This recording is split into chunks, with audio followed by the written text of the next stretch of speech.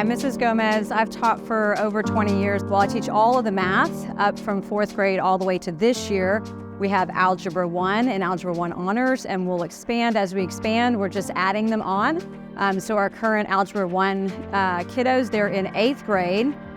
So they're getting their first Algebra 1 credit, and they'll take geometry next year. So the goal to take algebra in 8th grade, not all of our students will necessarily be able to do that, but it is one of the things we try to push for so that they can get all the way to calculus in high school if they want to, which is really good. We don't just teach out of one textbook necessarily.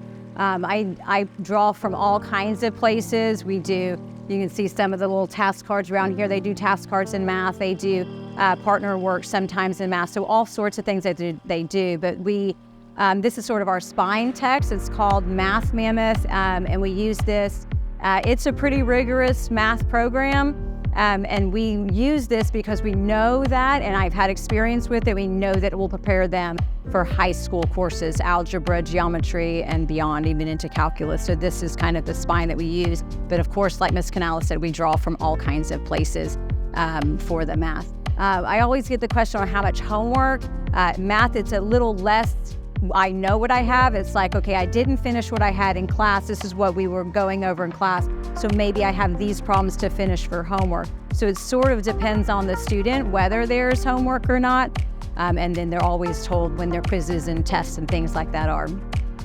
We do have an online grade book for you to see your students' grades. And so that's a great place for you to go and kind of keep and monitor over those grades. The computers are fantastic and they're so good in some ways, but I knew that at the younger levels, I really didn't want the computers.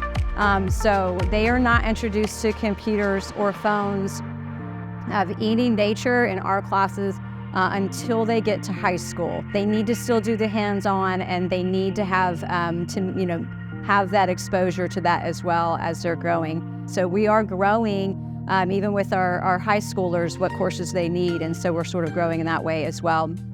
And we're going to decide when we're going to have computers and those sorts of things as well.